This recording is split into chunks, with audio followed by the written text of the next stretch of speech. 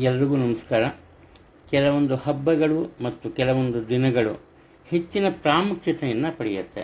ಅಂಥದ್ರಲ್ಲಿ ಒಂದು ಅಕ್ಷಯ ತದಿಗೆ. ಇಲ್ಲಿ ಅಕ್ಷಯ ತದಿಗೆ ಅಂತಾರೆ ಎಲ್ಲ. ಅದನ್ನು ನಿಜವಾಗಿ ಏನಂತಪ್ಪ ಕರಿಬೇಕು ಅಂದರೆ ಅಕ್ಷಯ ತೃತೀಯ ಅಂತ ಅದನ್ನು ಕರಿಬೇಕಾಗುತ್ತೆ. ಈ ಅಕ್ಷಯ ತೃತೀಯ ಅಥವಾ ಇವಾಗ ಕರೀತಾರಲ್ಲ ಹಾಗೆ ಅಕ್ಷಯ ತದಿಗೆ, ಇದು ಯಾವುದಪ್ಪ ಅಕ್ಷಯ ತೃತೀಯ ಬರೋದು ಅಂದರೆ ಏಪ್ರಿಲ್, ಅಂದರೆ ಇದೇ ತಿಂಗಳು 30ನೇ ತಾರೀಕು ಆಗುತ್ತೆ, ಬುಧವಾರ ಬರುತ್ತೆ. ಅವತ್ತು ರೋಹಿಣಿ ನಕ್ಷತ್ರ. ಅವತ್ತೇ ಈ ಪರಶುರಾಮ ಜಯಂತಿ. ಪರಶುರಾಮಂಗೂ ಈ ಧಾರ್ಮಿಕತೆಯಲ್ಲಿ ಒಂದು ವಿಶೇಷವಾದಂತಹ ಸ್ಥಾನಮಾನ ಇದೆ.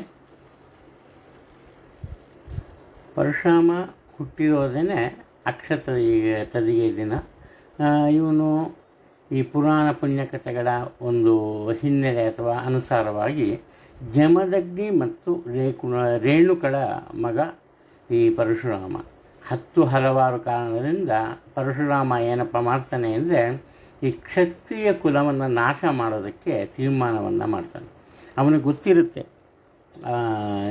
ಈ ರಕ್ತ ಹರಿಸೋದು ತುಂಬ ತಪ್ಪು ಅಂತ. ಆದರೂ ಏನಾಗುತ್ತೆ, ಅವನ ಸಿಟ್ಟು ಯಾವ ಮಟ್ಟದಲ್ಲಿರುತ್ತೆ ಅಂದರೆ ಯಾವೊಬ್ಬ ಕ್ಷತ್ರಿಯನ್ನು ಸಹ ಇವನು ಬಿಡಲ್ಲ, ಪ್ರತಿಯೊಬ್ಬನೂ ಸಾಯಿಸ್ತಾ ಬರ್ತಾನೆ. ಎಲ್ಲಿವರೆಗೂನಪ್ಪ ಅಂದರೆ ರಾಮಾವತಾರ ಆಗುತ್ತೆ, ರಾಮ ಇರ್ತಾನೆ. ರಾಮ ಮತ್ತು ಈ ಪರಶುರಾಮರ ಒಂದು ಮೀಟ್ ಅಥವಾ ಅವರಿಬ್ಬರನ್ನ ಪರಸ್ಪರ ಒಂದು ಕಡೆ ಸಂಧಿಸುವ ಒಂದು ಕಥೆ ಇದೆ. ಅವರಿಬ್ಬರು ಸಂಧಿಸೋವರೆಗೂ ಈ ಪರಶುರಾಮ ತನ್ನ ಮನಸ್ಸನ್ನು ಬದಲಾಯಿಸಲ್ಲ, ಕ್ಷತ್ರಿಯರನ್ನು ಧ್ವಂಸ ಮಾಡಿರ್ತಾನೆ. ಇಲ್ಲಿ ಇವನು ಕ್ಷತ್ರಿಯನ ಈ ಪರಶುರಾಮ ಹುಟ್ಟಿರೋದೆಲ್ಲಪ್ಪ ಅಂದರೆ ಕೇರಳ ರಾಜ್ಯದಲ್ಲಿ. ಅಲ್ಲೇ ಹುಟ್ಟಿದ್ದ, ಕೇರಳದಲ್ಲೇ ಇದ್ದ ಅನ್ನೋದಕ್ಕೆ ಬೇಕಾದಷ್ಟು ಈ ಐತಿಹಾಸಿಕ ಪುರಾವೆಗಳು ಸಹ ನಮಗೆ ಸಿಗತ್ತೆ. ಈ ಮತ್ತೊಂದು ವಿಚಾರ ಅನ್ನಪೂರ್ಣೇಶ್ವರಿಯ ಜನ್ಮದಿನದ ಬಗ್ಗೆ ಅನೇಕ ಭಿನ್ನಾಭಿಪ್ರಾಯಗಳಿವೆ. ಕೆಲವೊಂದು ಧರ್ಮಗ್ರಂಥಗಳಲ್ಲಿ ಅನ್ನಪೂರ್ಣೇಶ್ವರಿ ಸಹ ಅಕ್ಷಯ ತದಿಗೆ ದಿವಸ ಹುಟ್ಟಿರೋದು ಅಂತ ಹೇಳ್ತಾರೆ. ಇಲ್ಲಿ ಮುಖ್ಯವಾಗಿ ಈ ದಿನ ಲಕ್ಷ್ಮಿಯ ಪೂಜೆಯನ್ನು ಮಾಡಬೇಕು. ಬರೀ ಲಕ್ಷ್ಮಿನ ಅಲ್ಲ, ಕುಬೇರ ಲಕ್ಷ್ಮಿಯ ಪೂಜೆಯನ್ನು ಮಾಡಬೇಕು. ಕಾರಣ ಏನಪ್ಪ ಅಂದರೆ ಈ ಲಕ್ಷ್ಮಿ ಐಶ್ವರ್ಯಕ್ಕೆ ಅಥವಾ ಹಣಕ್ಕೆ ಒಡತಿ. ಆದರೆ ಅದನ್ನು ಹಂಚಬೇಕಲ್ಲ, ಅದನ್ನು ಹಂಚೋದಕ್ಕೆ ಕುಬೇರನ್ನು ಅವಳು ಆ ಒಂದು ಹಕ್ಕನ್ನು ಕೊಟ್ಬಿಡ್ತಾಳೆ. ಅದಕ್ಕೋಸ್ಕರ ತುಂಬ ಮುಖ್ಯ. ಇನ್ನು ಈ ಕುಬೇರ ಲಕ್ಷ್ಮಿ ಪೂಜೆ ಮಾಡೋದು ಒಳ್ಳೆಯದು. ಬರೀ ಲಕ್ಷ್ಮೀ ಪೂಜೆ ಮಾಡಲ್ಲ, ಲಕ್ಷ್ಮಿಯ ಜೊತೆ ಲಕ್ಷ್ಮೀ ನಾರಾಯಣನ ಪೂಜೆಯನ್ನು ಮಾಡಬೇಕು. ಒಂದು ವಿಚಾರವನ್ನು ನೆನಪಲ್ಲಿಟ್ಕೊಂಡಿರಿ. ಏನಪ್ಪ ಅಂದರೆ ಈ ದೇವಸ್ಥಾನಕ್ಕೆ ಹೋಗೋ ಒಂದು ವಿಚಾರ.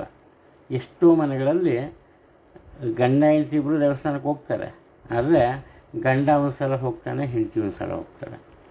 ಯಾವುದೇ ಕಾರಣಕ್ಕೂ ಗಂಡ ಹೆಂಡತಿ ಇವರಿಬ್ಬರು ಬೇರೆ ಬೇರೆಯಾಗಿ ದೇವಸ್ಥಾನಕ್ಕೆ ಹೋದರೆ ಯಾವುದೇ ರೀತಿ ಪ್ರಯೋಜನ ಇಲ್ಲ.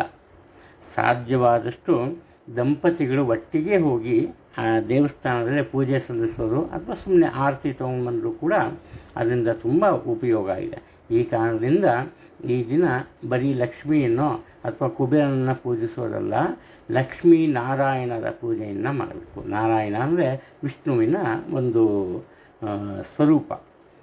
ಇಲ್ಲಿ ಈ ರೀತಿ ಲಕ್ಷ್ಮೀ ನಾರಾಯಣ ಪೂಜೆ ಮಾಡಿದ್ರೆ ಏನಾಗುತ್ತೆ, ಬರೀ ಹಣದ ವಿಚಾರ ಅಲ್ಲ, ಧನ ಧಾನ್ಯ ಅಂತ ಆಹಾರ ಧಾನ್ಯಗಳಿಗೂ ಅಷ್ಟೇ ಇಲ್ಲಿ ಜನ್ಮೇಪಿ ಯಾವುದೇ ಒಂದು ಈ ತೊಂದರೆ ಬರಲ್ಲ ಅಂತ ಹೇಳ್ತಾರೆ, ಅಲ್ಲಿ ಕೊರತೆ ಇರೋಲ್ಲ ಅಂತ. ಈ ದಿನ ಏನು ಮಾಡಬೇಕು, ಯಾವ ರೀತಿ ಪೂಜೆ ಮಾಡಬೇಕು ಅಂದರೆ ಮೊದಲು ಅಡುಗೆ ಮನೇನ ಕ್ಲೀನಾಗಿ ಇಟ್ಕೋಬೇಕು, ಅದನ್ನು ಶುಭ್ರಗೊಳಿಸಬೇಕು. ಆಮೇಲೆ ಅಡುಗೆ ಮನೆ ಫಸಲಿನ ಬಳಿ ಈ ರಂಗವಲ್ಲಿಯನ್ನು ಇಡಬೇಕು. ನಾವು ಯಾವ ಸ್ಟವ್ ಇರುತ್ತಲ್ಲ ಅದನ್ನು ಉಪಯೋಗಿಸ್ತೀವೋ ಆ ಸ್ಟವ್ನ ಶುಭ್ರಗೊಳಿಸಿ ಆ ಸ್ಟವ್ಗೂ ಈ ರಂಗವಲ್ಲಿಯನ್ನು ಇಡಬೇಕು. ಪ್ರತಿದಿನ ಮಾಡುವುದಿಲ್ಲ, ಇಟ್ಟು ಅದರ ಮೇಲೆ ಹಾಲನ್ನು ಇಟ್ಟು ಕಾಯಿಸಬೇಕು. ಆ ಹಾಲನ್ನು ಮನೆಯ ಮಂದಿ ಎಲ್ಲ ಕುಡಿಬೇಕು. ಯಾರು ಹಾಲು ಕುಡಿಯೋದನ್ನು ಇಷ್ಟಪಡದೇ ಹೋದರೆ ಕನಿಷ್ಠ ಪಕ್ಷ ಇವತ್ತಿನ ದಿವಸನಾದ್ರು ಈ ಹಾಲನ್ನು ಕುಡಿಬೇಕು ಮನೆಯಲ್ಲಿರೋರು. ಮತ್ತೊಂದು ಸಂತೋಷವಾಗಿರಬೇಕು. ಹಬ್ಬ ಬರುತ್ತೆ, ಹಬ್ಬದ ದಿವಸನೇ ಈ ಮನೆಯಲ್ಲಿ ರಂಗನಾಟ ಶುರುವಾಗುತ್ತೆ, ಜಗಳಗಳು ಶುರುವಾಗುತ್ತೆ. ಆ ಥರ ಅಲ್ಲ. ಆನಂತರ ಮನೆಗೆ ಯಾರನ್ನಾರು ದಂಪತಿಗಳನ್ನು ಅಂದರೆ ಗಂಡ ಹೆಂಡತಿನ ಈ ಆಹ್ವಾನಿಸ್ಬೇಕು. ಅವರಿಗೆ ಭೋಜನದ ವ್ಯವಸ್ಥೆಯನ್ನು ಮಾಡಬೇಕು. ಮಾಡಿ ಅವರಿಗೆ ದಕ್ಷಿಣ ಸಮಯದ ತಾಂಬೂಲವನ್ನು ಕೊಟ್ಟು ಅವರ ಆಶೀರ್ವಾದವನ್ನು ಪಡೆಯಿತು ಅಂದರೆ ಅನ್ನದ ಕೊರತೆ ಆ ಕುಟುಂಬದಲ್ಲಿ ಅಥವಾ ಆ ವಂಶಕ್ಕೆ ಬರಲ್ಲ ಅಂತ ಇದು. ಮೊದಲು ವಿಷ್ಣು ಸಮೇತ ಲಕ್ಷ್ಮಿಯನ್ನು ಪೂಜೆ ಮಾಡಬೇಕು. ಆ ನಂತರ ಕುಬೇರನನ್ನು ಪೂಜೆ ಮಾಡಬೇಕು. ಲಕ್ಷ್ಮೀ ಪೂಜೆ ಅಂದರೆ ಏನು ಮಾಡ್ತಾರಪ್ಪ ಅಂದರೆ ಕೆಲವರು ಲಕ್ಷ್ಮೀ ಇರುತ್ತೆ, ಕುಬೇರ ಇರುತ್ತೆ. ಫೋಟೋಗಳು ನೋಡಿ ಕೆಲವು ಲಕ್ಷ್ಮೀ ಕುಬೇರ ಇಬ್ಬರೇ, ವಿಷ್ಣು ಇರೋಲ್ಲ. ಅದು ತಪ್ಪು. ಫಸ್ಟು ಲಕ್ಷ್ಮೀನಾರಾಯಣ ಅಥವಾ ವಿಷ್ಣು ಸಮೇತ ಲಕ್ಷ್ಮೀನ ಪೂಜೆ ಮಾಡಿ ಆ ನಂತರ ಆ ಕುಬೇರನ ಪೂಜೆಯನ್ನು ಮಾಡಬೇಕು. ಇದರಿಂದ ಏನಪ್ಪ ಆಗುತ್ತೆ ಅಂದರೆ ನಮಗೆ ಸಕಲ ರೀತಿಯ ಸಂಪತ್ತು ಸಿಗುತ್ತೆ, ಐಶ್ವರ್ಯದ ಅಭಿವೃದ್ಧಿ ಆಗುತ್ತೆ, ಯಾವುದೇ ರೀತಿಯ ತೊಂದರೆ ಇರೋಲ್ಲ. ಇಲ್ಲಿ ಕಾರಣ ಏನಪ್ಪ ಅಂದರೆ ಈ ದಿನ ಈ ಪೂಜೆ ಮಾಡೋದು ಈ ದೇವಾನುದೇವತೆಗಳಿಗೆ ಸಹ ಕುಬೇರ ಈ ಸಾಲವನ್ನು ಕೊಡ್ತಾನೆ. ಈ ಪೂಜೆಯ ಈ ದಿನದಿಂದ ಏನಾಗುತ್ತೆ, ಈ ಮೊದಲನೇ ಪೂಜೆ ಯಾರಪ್ಪ ಮಾಡೋದು ಅಂದರೆ ಲಕ್ಷ್ಮೀನಾರಾಯಣನಿಗೆ ಈ ಕುಬೇರ. ಯಾವಾಗ ಕುಬೇರ ಲಕ್ಷ್ಮೀನಾರಾಯಣನಿಗೆ ಅಕ್ಷತದೀಯ ದಿವಸ ಪೂಜೆ ಮಾಡ್ತಾನೋ ಅವತ್ತಿಂದ ಅವನು ದೇವತೆಗಳಿಗೆ ಸಾಲ ಕೊಡುವಷ್ಟು ಮಟ್ಟಕ್ಕೆ ಸಿರಿವಂತನಾಗ್ತಾನೆ. ಅದು ಇನ್ನು ಹಳೆಯ ಅಥವಾ ಸಬೆದ ಹಣದ ನಾಣ್ಯವನ್ನು ಪೂಜೆ ಮಾಡಬಾರ್ದು. ಆಮೇಲೆ ನಾಣ್ಯವನ್ನು ಎಸಿಬಾರ್ದು. ಆಟ ಆಡೋದಾಗ ಚೌಕಾಬಾರ ಅವೆಲ್ಲ ಆಡ್ತಿರಲ್ಲ, ಆವಾಗ ಹಣದ ನಾಣ್ಯವನ್ನು ಅಲ್ಲಿಟ್ಟು ಪೂಜೆಯ ಆಟವನ್ನು ಆಡಬಾರ್ದು. ಇವೆಲ್ಲ ಕೆಲವು ವಿಚಾರಗಳು. ಮತ್ತೊಂದು, ಈ ದೇವರ ಗೂಡಲ್ಲಿ ಹಣ ಇಟ್ಟರೆ ಅದನ್ನು ಪೂಜೆ ಮಾಡೋದು ಅದೇನು ಡಬಲ್ ಆಗಲ್ಲ, ಹಾಗೆ ತೊಂದರೆ ಉಂಟಾಗಲ್ಲ. ಇಲ್ಲಿ ಇದೇ ಮತ್ತೆ ಕೆಲವು ವಿಚಾರಗಳನ್ನ ತಗೊಳ್ತಾ ಹೋದರೆ ಅಕ್ಷತದಿಗೆಯ ದಿನವೇ ಈ ಮಹರ್ಷಿ ವೇದವ್ಯಾಸರು ಮಹಾಭಾರತವನ್ನು ಬರೆಯೋದಕ್ಕೆ ಆರಂಭಿಸ್ತಾರೆ ಅಂತ. ಹಾಗೆಯೇ ಈ ಪಾಂಡವರು ವನವಾಸಕ್ಕೆ ಹೊರಟೋಗಿರ್ತಾರೆ. ಅವರ ಮನೆಗೆ ವನವಾಸಕ್ಕೆ ಹೋಗಿದ್ದರೂ ಕೂಡ ಅವರ ಒಳ್ಳೆಯತನವನ್ನು ನೋಡಿ ಮುನಿಯಾದಿಗಳು ಬಂದು ಅವರಿಗೆ ಒಳ್ಳೆಯದನ್ನು ಕೋರಿ ಅವರ ಬಗ್ಗೆ ಮಾತಾಡ್ತಾ ಇರ್ತಾರೆ. ಅವ್ರು ನೋಡೋಕ್ಕೆ ಬಂದಾಗ ಅವ್ರಿಗೇನಾದ್ರು ಕೊಡಬೇಕಲ್ವ, ಅದಕ್ಕೆ ಅವರ ಟ್ರೈನೂ ಇರೋಲ್ಲ. ಅವಾಗೇನಾಗುತ್ತೆ, ಈ ಯುಧಿಷ್ಠಿರನಿಗೆ ಅಕ್ಷಪಾತ್ರೆ ಸಿಗುತ್ತೆ. ಅದು ಯಾವತ್ತಪ್ಪ ಅಂದರೆ ಈ ಅಕ್ಷತದಿಗೆಯ ದಿವಸ ಅಂತ ಕಂಡುಬರ್ತದೆ. ಹೀಗೇ ಇಲ್ಲಿ ಇದೇ ದಿವಸ ಸ್ವಯಂ ಕೃಷ್ಣ ದ್ರೌಪದಿನ ಕಾಪಾಡಿದ್ದು. ಈ ದುಶ್ಯಾಸನನ ವಸ್ತ್ರಾಪಹರಣಕ್ಕೆ ಸಂಬಂಧಪಟ್ಟ ಕಥೆ ಅದು ಇವತ್ತೇ ನಡೆದಿದ್ದು. ಈ ಥರ ಬೇಕಾದಷ್ಟು ರೀತಿಯಲ್ಲಿ ಒಳ್ಳೆಯದಾಗಿದೆ. ಏನೇ ಆದರೂ ಕೂಡ ಈ ಅಕ್ಷತದಿಗೆಯ ದಿವಸ ಪೂಜೆ ಮಾಡೋದ್ರಿಂದ ತುಂಬ ಒಳ್ಳೆಯದಾಗುತ್ತೆ. ಅದು ಬರೀ ಪೂಜೆ ಅಲ್ಲ, ನೀವು ಧರ್ಮಸಿಂಧುವಿನಂತಹ ಗ್ರಂಥವನ್ನು ತೆಗೆದು ನೋಡಬೇಕು. ಪೂಜೆಯ ಜೊತೆ ಇವತ್ತು ಧಾರ್ಮಿಕ ಆಚರಣೆ ಇರಬೇಕು, ದಾನ ಧರ್ಮ ಇರಬೇಕು.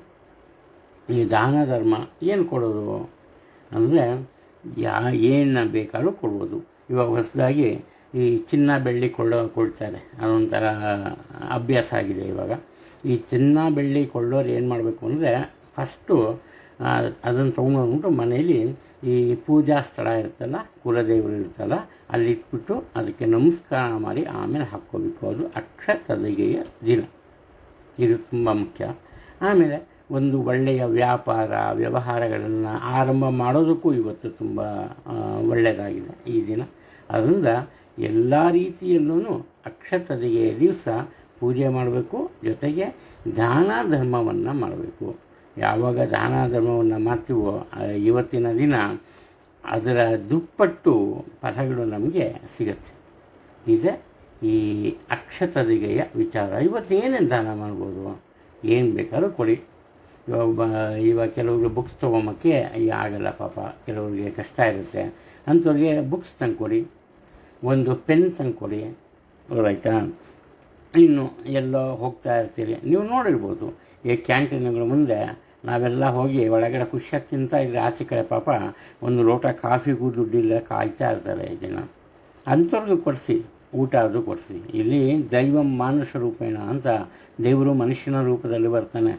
ಸೂಟು ಬೂಟು ಹಾಕ್ಕೊಂಡು ಬರಲ್ಲ, ಯಾವಾಗ ಬೇಕಾದ್ರೂ ಬರ್ತಾನೆ, ಗೊತ್ತಾಯ್ತಾ. ಅದರಿಂದ ಇಲ್ಲಿ ಮುಖ್ಯವಾಗಿ ಒಂದು ಕಥೆಯನ್ನು ಹೇಳಿದ್ದೆ, ಮತ್ತೊಮ್ಮೆ ಆ ಕಥೆಯನ್ನು ಹೇಳ್ತೀನಿ. ಒಬ್ಬ ರಾಜ ಪ್ರತಿದಿನ ಅವನು ನಂಬಿರೋ ದೇವಸ್ಥಾನಕ್ಕೆ ಆ ದೇವರಿಗೆ 2 ಗೊನೆ ಬಾಳೆಹಣ್ಣು ಕಳಿಸ್ತಾ ಇರ್ತಾನೆ. ಆ ಬಾಳೆಹಣ್ಣು ಪಾಪ ಅವರ ಭಟರು ತೊಗೊಂಡು ಹೋಗ್ತಾ ಇರ್ತಾರೆ. ಒಂದು ದಿವಸ ಅವ್ರಿಗೆ ಹಸಿವಾಗ್ಬಿಡುತ್ತೆ. ಏನು ಮಾಡ್ತಾರೆ, ಇಷ್ಟೊಂದಿದೆ ಬಾಳೆಹಣ್ಣು, ಒಂದೊಂದು ಬಾಳೆಹಣ್ಣು ತಿನ್ಬಿಡೋಣ ಅಂತ ಒಂದೊಂದು ಬಾಳೆಹಣ್ಣು ಅವರು ತಿಂದ್ಬಿಡ್ತಾರೆ. ಅವರು ಬಾಳೆಹಣ್ಣನ್ನು ತಿಂದ ವಿಚಾರ ಈ ರಾಜನಿಗೆ ಗೊತ್ತಾಗುತ್ತೆ. ರಾಜ ಏನು ಮಾಡ್ತಾನೆ, ಅವರಿಬ್ಬರೆಲ್ಲ ತಲೆನ ಕಡಿದ್ಬಿಡಿ ಅಂತ ಒಂದು ಆಜ್ಞೆ ಮಾಡಿಬಿಡ್ತಾನೆ.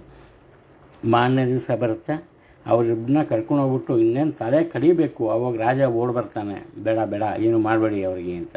ಯಾಕೇನು ಮಾಡಬಾರ್ದು ಅಂದರೆ ಅವಾಗ ಹೇಳ್ತಾನೆ ರಾಜ, ಕನಸಲ್ಲಿ ದೇವರು ಹೋಗಿರ್ತಾನೆ. ಹಿಂದಿನಿಂದ ರಾಜನ ಕನಸಲ್ಲಿ ದೇವರು ಹೋಗ್ಬಿಟ್ಟು ಹೇಳ್ತಾನಂತೆ, ನೀನು ನಿನ್ನೆ 2 ಬಾಳೆಹಣ್ಣು ಕೊಟ್ಟಿಯಲ್ಲ, ಅದು ನನಗೆ ಸಿಕ್ತು ಅಂತ. ಈ ಕಾರಣದಿಂದ ಹಸಿದವರಿಗೆ ನಾವು ಅನ್ನ ಕೊಡಬೇಕು, ಹೊಟ್ಟೆ ತುಂಬಿದವ್ರಿಗಲ್ಲ. ಅದನ್ನು ನಾವು ನೆನಪಲ್ಲಿಟ್ಕೊಂಡಿದ್ರೆ ತುಂಬ ಒಳ್ಳೆಯದು. ಈ ರೀತಿ ನಾವು ಯಾವುದೇ ಒಂದು ವಸ್ತುವನ್ನು ಇವತ್ತು ದಾನವನ್ನಾಗಿ ಕೊಡ್ಬೋದು. ಆ ದಾನವನ್ನಾಗಿ ಕೊಟ್ಟ ವಸ್ತು ನಮಗೆ ಈ ಪುಣ್ಯದ ರೂಪದಲ್ಲಿ ವಾಪಸ್ ಬರುತ್ತೆ. ನಾವೆಷ್ಟು ದಾನ ಕೊಡ್ತೀವೋ, ಎಷ್ಟು ಧಾರ್ಮಿಕ ಕೆಲಸ, ಧರ್ಮದ ಕೆಲಸ ಮಾಡ್ತೀವೋ, ಅದರ ದುಪ್ಪಟ್ಟು ಶುಭ ಫಲಗಳು ನಮಗೆ ಸಿಗುತ್ತೆ ಅಂತ ಈ ಬೇಕಾದಷ್ಟು ಧಾರ್ಮಿಕ ಗ್ರಂಥಗಳೆಲ್ಲ ಹೇಳಿದೆ. ಈ ಅಕ್ಷತತೆಗೆಯ ಬಗ್ಗೆ ಹೇಳ್ತಾ ಹೋಯಿತು ಅಂದರೆ 1 ದಿನ ಬೇಕಾಗುತ್ತೆ, ಅಷ್ಟೊಂದಿದೆ. ಒಂದು ಪುಸ್ತಕವನ್ನೇ ಬರೀಬೋದು ಅದರಲ್ಲಿ. ಅದು ತುಂಬ ಮುಖ್ಯವಾದಂತಹ ವಿಚಾರವನ್ನು ನಿಮಗೆ ಹೇಳೀನಿ. ಇವತ್ತು ಭಾನುವಾರ, ಎಲ್ಲರೂ ಚೆನ್ನಾಗಿರಿ, ನಗ್ನಾಗ್ತಾ ಇರಿ. ಯಾವ ಮನೆಯಲ್ಲಿ ಸಂತೋಷ ಇರುತ್ತೋ, ಯಾವ ಮನೆಯಲ್ಲಿ ಈ ನಗು ಇರುತ್ತೋ, ಆ ಮನೆಯನ್ನು ಮಾತ್ರ ಲಕ್ಷ್ಮೀ ನೆಲೆಸ್ತಾಳೆ. ಯಾವ ಮನೆಯಲ್ಲಿ ನಗು ಇರಲ್ವೋ, 3 ಹೊತ್ತು ಜಗಳ ಕಾಯ್ತಿರ್ತಾರೋ, ಅವ್ರನ್ನ ಯಾವ ದೇವರು ಬಂದರೂ ಕಾಪಾಡೋಕ್ಕಾಗಲ್ಲ. ಆದ್ದರಿಂದ ಎಲ್ಲರೂ ನಗ್ನಾಗ್ತಾ ಇರಿ. ಸಂಬಂಧವನ್ನು ಮರಿಬೇಡಿ. ನಿಮ್ಮ ಧಾರಾವಾಹಿನಾರು ನೋಡ್ಕೊಳ್ಳಿ, ಮೊಬೈಲಲ್ಲಾರು ನೋಡ್ಕೊಳ್ಳಿ, ಆದರೆ ನಿಮ್ಮನ್ನ ಜೊತೆ ಇರೋ ಜನಕ್ಕೆ ಒಂದು ಸ್ವಲ್ಪ ಹೊತ್ತು ಟೈಮ್ ಕೊಡಿ. ಯಾಕೆಂದರೆ ಈಗಿನ ಕಾಲದ ಜನ ಬಗ್ಗೋಗಿರ್ತಾರೆ. ಆದರೆ ನಮ್ಮನ್ನು ಸಾಕಿ ಬೆಳೆಸಿದವರು, ಹಿಂದಿನ ಕಾಲದವರು, ಅವರಿಗೆಲ್ಲ ಏನು ಬೇಕಾಗುತ್ತೆ, ತಮ್ಮ ಮಕ್ಕಳ ಜೊತೆ, ಅಲ್ಲಿರೋ ಜನರ ಜೊತೆ ಮಾತುಕತೆ ಬೇಕಾಗುತ್ತೆ. ಆದ್ದರಿಂದ ಮೊಬೈಲಿರಲಿ, ಧಾರಾವಾಹಿನೂ ಇರಲಿ, ಆದರೆ ಸಾಧ್ಯವಾದಷ್ಟು ಎಲ್ಲರ ಜೊತೆ ಮಾತಾಡ್ತಾ ಇರಿ. ಎಲ್ರಿಗೂ ಒಳ್ಳೆಯದಾಗಲಿ.